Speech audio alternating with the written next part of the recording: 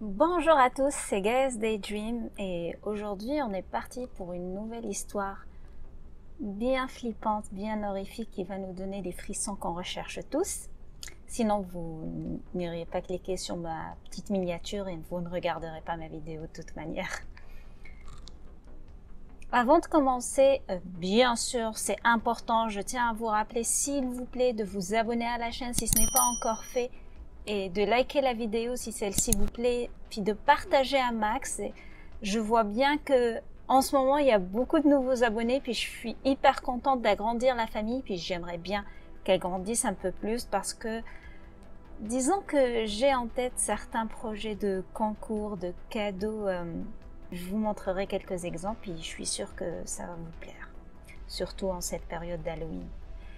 Puis à la question récurrente qui vient assez souvent, quand est-ce que tu nous montreras ta vraie tête? En fait, la réponse est toute simple, c'est que j'enregistre mes vidéos vraiment tard le soir, puis j'ai une tête de zombie. Et pour faire des vidéos avec notre propre tête, il faut un minimum de préparation. Et je suis un petit peu flemmarde de ce côté, donc ça m'arrange bien une petite tête en 3D. Et le tour est joué. Je peux bien ajouter un buste et des petits bras, enfin mon buste et mes bras, ma tête 3D, mais actuellement j'ai pas de écran vert, puis ma déco n'est pas super horrifique si vous voyez ce que je veux dire. Donc c'est un petit peu mes raisons de ma tête 3D. Sinon, en réponse à l'énigme de la semaine dernière, le gars avait raison, sa salle de bain est bel et bien hantée, puisque quand il a ouvert la porte de la salle de bain, il est entré, il a allumé la lumière, il a vérifié qu'il n'y avait personne de flippant, pas de zombie, pas de monstre, pas d'apparition trop bizarre. Mais par contre, pour ressortir, il a dû débloquer la porte, l'ouvrir et sortir, alors qu'il l'avait pas bloqué en rentrant dedans. Donc, fantôme, il est là. Après cette longue introduction, hyper longue même, je vous dis que cette histoire va être plutôt, pour le moment, je dirais, placée dans le cadre des Creepy Legends, parce que je sais que c'est pas une histoire vraie, n'empêche que elle ressemble à beaucoup de threads réels et de témoignages réels que j'ai lus, et elle m'a vraiment fait flipper à la première lecture, du coup, j'ai voulu vous la partager. En gros, c'est l'histoire inquiétante d'une fille, d'un harceleur et d'un téléphone portable. Je vous tiens? Allons-y alors.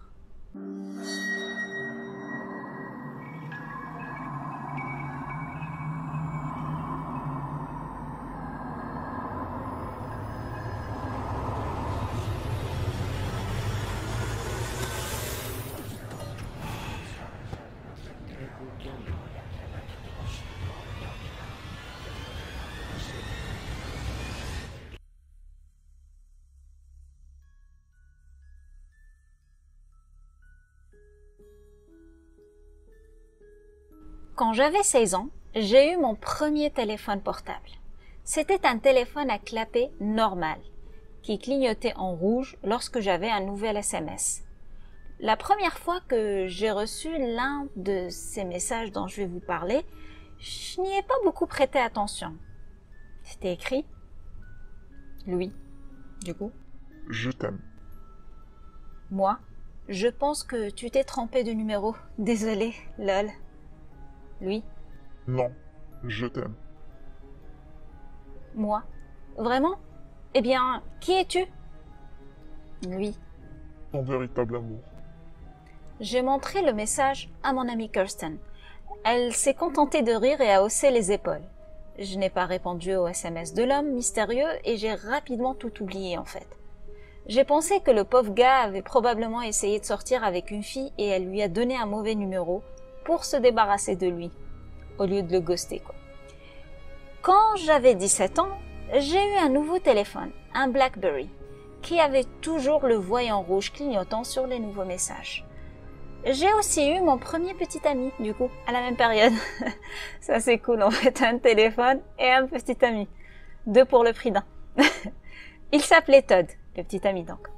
Un jour, au milieu de la classe, j'ai remarqué la lumière rouge clignotante à l'intérieur de mon sac à main. En m'assurant que le professeur ne regardait pas, j'ai sorti mon BlackBerry, je l'ai tenu sous mon bureau et j'ai lu le message. Lui. Où étais-tu? Moi. Qui est-ce? Lui. Tu m'as manqué, bébé. Est-ce que je t'ai manqué aussi? Moi. Désolé, mauvais numéro. Lui. Ne joue pas avec moi, petit sucre d'orge. Moi. Sérieusement, tu t'es trompé de numéro, mec. J'ai un petit ami. Au revoir. Il n'y a pas eu de réponse après ça. Et 2 jours plus tard, j'ai reçu un autre message. Lui. Jenna? Il connaissait mon nom. Je ne sais pas comment, mais il connaissait mon nom. J'ai montré le message à mon copain. Todd a pris le téléphone de ma main et a répondu avec un message colérique qui disait « Écoute mec, c'est le téléphone de ma copine. Elle ne te connaît pas et elle ne veut pas te connaître. Tu as le mauvais numéro. Si t'arrêtes pas, nous irons voir les flics. Alors, arrête de lui envoyer des textos. » À l'époque, ça semblait faire l'affaire. L'homme mystère n'a plus jamais répondu et j'ai pensé que c'était fini. Bêtement. Quand j'avais 18 ans, j'ai eu un nouveau téléphone, un iPhone, qui faisait à chaque fois que je recevais un nouveau message. J'ai aussi rompu avec mon copain. Dès le lendemain de la séparation de Todd et moi, les messages ont recommencé. Lui. Tu m'as manqué. J'ai regardé mon téléphone avec incrédulité. Ça ne pouvait pas être la même personne, n'est-ce pas? Peut-être que c'était juste Todd qui essayait de me faire flipper. Moi? Qui c'est? Lui. Tu sais qui c'est. Je suis content que tu t'en sois débarrassé. Moi. Qui? Lui. Ce salaud que tu appelais un petit ami. Te voir avec lui m'a toujours rendu fou. Moi. Écoute, c'est pas tes oignons.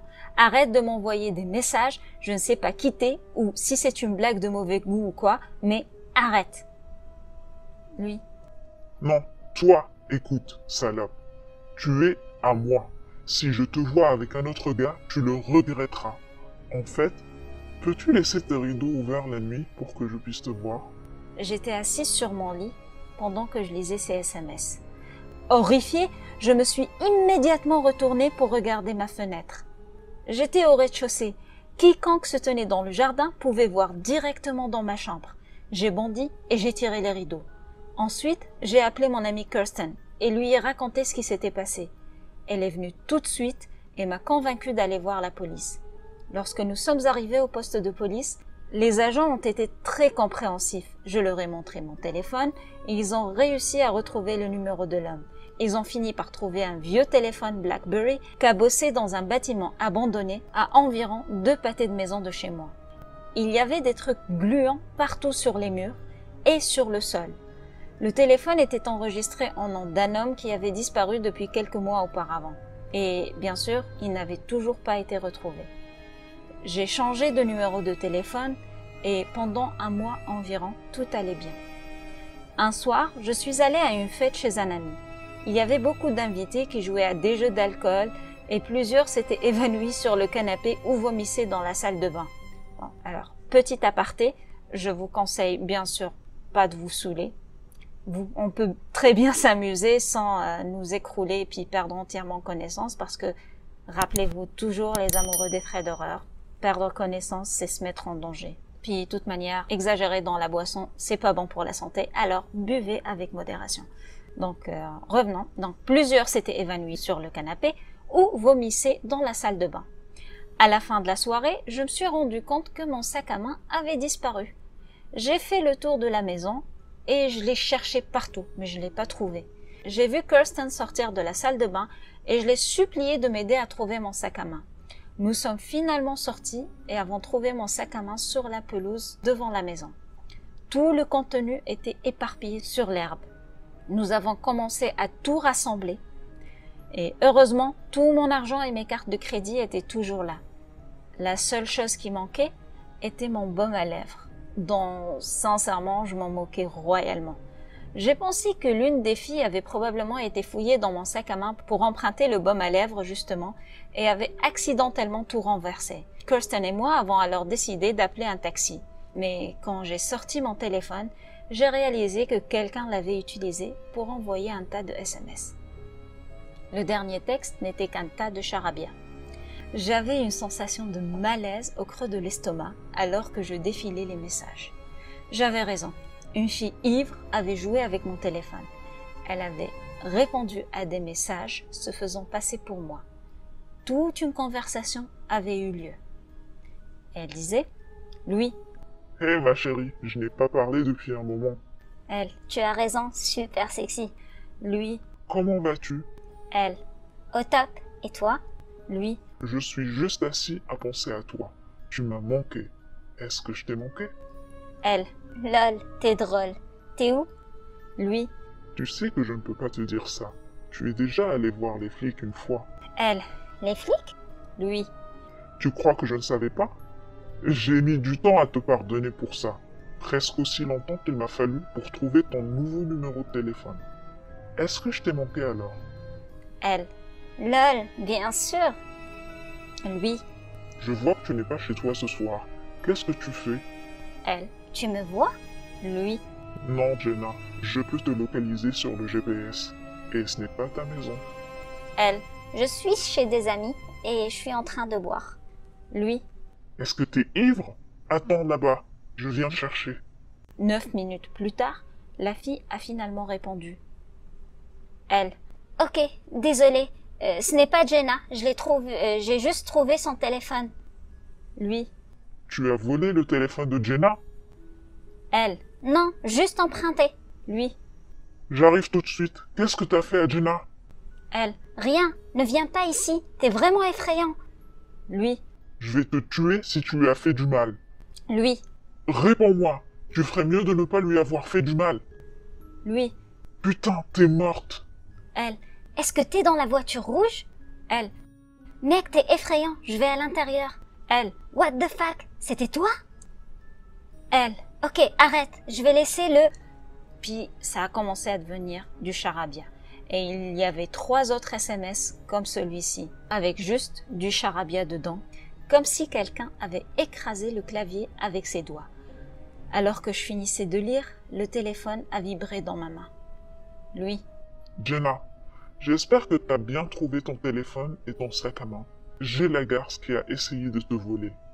Ne t'inquiète pas, elle ne va plus te déranger.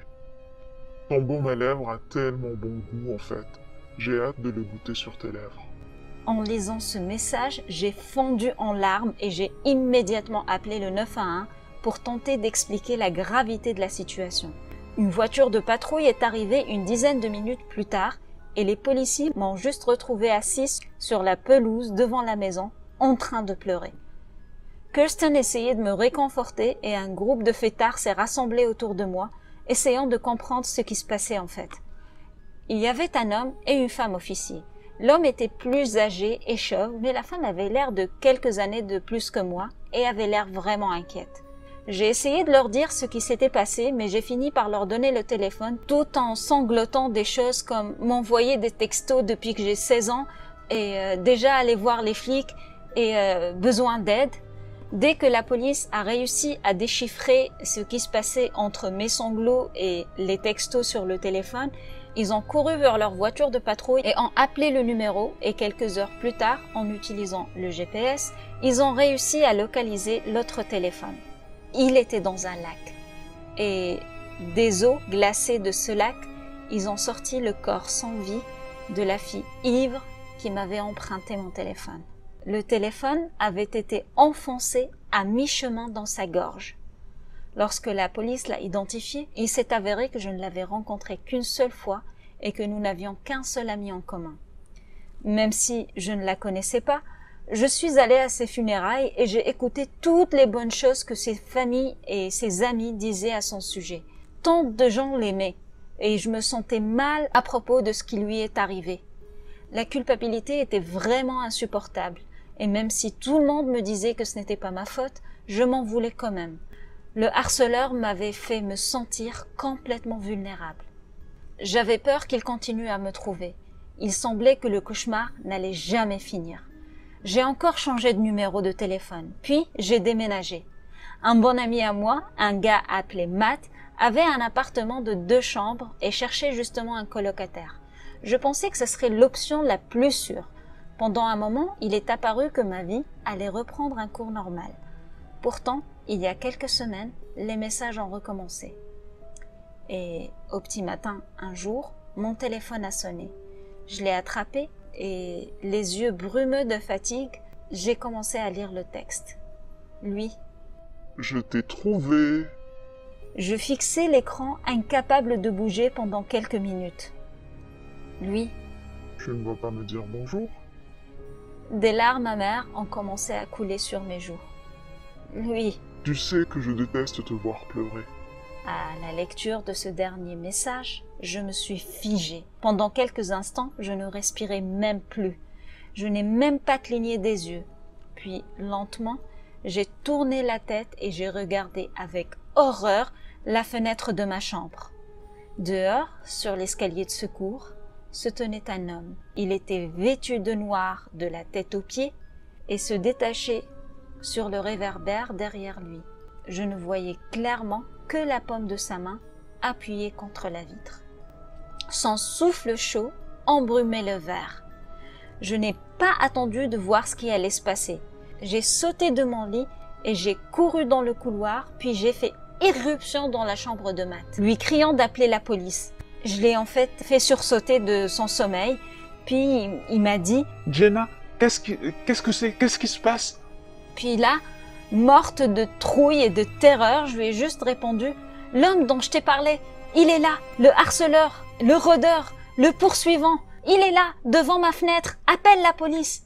Au début, il était trop abasourdi pour bouger. J'ai attrapé son téléphone et j'ai appelé la police moi-même. Alors que j'expliquais ce qui s'était passé, les yeux de mon copain se sont écarquillés, comme s'il venait d'imprimer ce que j'essayais de lui dire depuis un moment. Il fouilla son placard, attrapa une batte de baseball et partit dans le couloir. J'ai essayé de le rappeler, mais il n'a pas écouté. Ses pas se sont arrêtés et j'ai entendu des voix en colère et les bruits d'une lutte. Ensuite, il y a eu un grand écœurant. Ça ressemblait à du bois entrant en collision avec quelque chose de dur. Une voix étouffée a crié mon nom. Je n'étais pas sûre de qui c'était. J'ai entendu quelqu'un gémir de douleur, suivi d'un bruit sourd. Puis, tout l'appartement fut étrangement silencieux. « Matt !» j'ai crié. Il n'y avait pas de réponse. Je me suis glissée hors de la chambre et, aussi silencieusement que possible, je me suis dirigée vers la cuisine. J'ai saisi un couteau de boucher dans le tiroir de la cuisine, je me suis plaquée contre le mur et j'ai essayé de ne pas faire de bruit. Dans l'embrasure de la porte, j'ai vu une grande ombre apparaître. C'était la silhouette d'un homme. Il avait l'air beaucoup plus grand que Matt. « Qu'est-ce que vous voulez ?» j'ai crié. « J'ai déjà appelé la police, ils sont en route !» L'homme s'est juste contenté de rire. Un rire de maniaque, calme et menaçant. Puis, il a commencé à marcher vers moi. Et je pouvais l'entendre marmonner mon nom dans sa barbe, encore et encore et encore. C'était comme un genre de « Jenna, Jenna, Jenna, Jenna ». Et je n'ai pas bougé. Il ne me restait plus nulle part où aller. Il s'est approché de moi et son visage était à quelques centimètres du mien. Il était plus âgé que ce que je ne pensais. Sa barbe noire était poivre et sel. Ses yeux étaient creux avec de grandes cernes autour. Ses dents avaient l'air de pourrir dans sa bouche. Je tenais le couteau dans mon dos. Alors que sa grosse main atteignait mon cou, j'ai poussé un cri primitif et j'ai frappé aussi fort que j'ai pu. Il trébucha en arrière, un air choqué sur son visage. Le couteau qui était dans ma main était maintenant planté dans sa poitrine. Je l'ai dépassé et j'ai couru dans le couloir. Il a essayé de me suivre, mais quand j'ai regardé par-dessus mon épaule, je l'ai vu tomber à genoux. Puis, il est tombé face contre terre sur le tapis. Je ne savais pas s'il était vivant ou mort et je ne voulais pas prendre le risque de vérifier. J'ai couru dans ma chambre et j'ai verrouillé la porte derrière moi. Matt était affalé contre le mur, une grosse bosse violette se formant déjà sur son front. Il était inconscient. Je me suis précipitée vers lui et j'ai pris sa tête dans mes bras en attendant l'arrivée de la police. Puis, j'ai entendu les sirènes au loin. Et bientôt, les lumières clignotantes étaient à l'extérieur. La police a crié quand ils sont entrés dans mon appartement et je les ai entendus parler à l'extérieur de ma chambre. Ils ont enfoncé la porte de ma chambre et j'ai levé les yeux avec reconnaissance. Et là, le policier m'a demandé « Que s'est-il passé dans le couloir ?» Alors, j'ai juste répondu « Je l'ai poignardé ». Le policier a paru perplexe. Il a dit « Mais madame, il n'y a rien dans le couloir, sauf beaucoup de sang. » J'ai jeté un coup d'œil dans le couloir et j'ai commencé à crier. J'ai pris mon téléphone et je l'ai jeté contre le mur aussi fort que j'ai pu. Ils ont emmené Matt à l'hôpital et m'ont emmené au poste de police pour m'interroger. Au milieu de mon interrogatoire, l'officier a été appelé hors de la pièce et à son retour, il m'a dit que le corps d'un homme avait été retrouvé à quelques rues de chez moi. Il était mort d'un coup de couteau. Ils ont identifié l'homme et ils ont appris qu'il avait un casier judiciaire pour harcèlement criminel, enlèvement et tentative de meurtre. Ils ont fait irruption dans sa maison et ont trouvé une pièce entièrement dédiée à moi. J'ai vu les photos prises par le photographe de la police. Les murs étaient couverts du sol au plafond d'images de moi. Dans certains d'entre eux, je n'avais pas l'air de plus de 13 ans. Il y avait beaucoup de choses collantes incrustées sur les murs et les photos. Il y avait des oreillers et une vieille couverture sur le sol. J'ai cru reconnaître la couverture. C'était celle que j'avais perdue quand j'étais enfant. Ils ont également trouvé les restes d'un corps d'une fille dans son congélateur. Une fille qui avait disparu près de 20 ans plus tôt. Elle avait été sa première obsession, apparemment. Il avait 48 ans quand je l'ai tué. Il n'avait pas de famille ni d'être cher. Il avait vécu comme un ermite pendant la plus grande partie de sa vie. Matt est sorti de l'hôpital il y a une semaine. Il a le crâne fracturé et 3 côtes cassées pour être honnête. Nous avons emménagé dans un nouvel appartement avec un système d'alarme et des fenêtres renforcées. Nous sommes aussi officiellement petits et petites amies. Je n'ai pas de téléphone et je ne sais pas si j'en aurai un jour. Je suis vraiment traumatisée de cet appareil. Et pour être honnête, chaque fois que j'entends le son du téléphone de Matt sonner, ça m'envoie des frissons tout au long de ma colonne vertébrale. Voilà, c'est l'histoire que j'ai trouvée, puis je pense qu'elle vous a fait flipper tout autant que moi. Elle est vraiment particulière comme histoire, je dois dire. Comme j'ai dit au début de la vidéo, en fait, l'histoire est tellement creepy et tellement réaliste parce que on en entend des histoires comme ça dans la vraie vie que j'ai voulu vous la partager, vous montrer en fait l'importance du monde dans lequel nous vivons actuellement. Ça part d'un simple texto à nos réseaux sociaux et d'un simple bonjour à une personne lourde qui ne comprend pas, puis ça peut facilement évoluer et se transformer en un vrai harcèlement qui peut nous pourrir la vie. Pour cette vidéo particulièrement, je vais vous donner une petite devinette un peu creepy que j'ai mise sur mon Instagram. Si vous voulez voir d'autres devinettes puis d'autres histoires un peu bizarres, vous pouvez aller checker sur mon compte Insta. Mais ma devinette creepy, c'est « Un jour, j'avais des yeux, mais maintenant, je n'en ai plus. Avant, je pouvais penser, mais maintenant, je suis blanc et vide. Qui suis-je » Voilà pour ma petite devinette du jour, un peu inventée sur le tas, honnêtement, parce que j'avais pas prévu d'histoire creepy pour la fin, du coup, voilà. C'est un petit peu l'aléa de l'enregistrement sur le tas, si on veut. Sur ce, je vous dis à très bientôt pour de nouvelles histoires bien flippantes.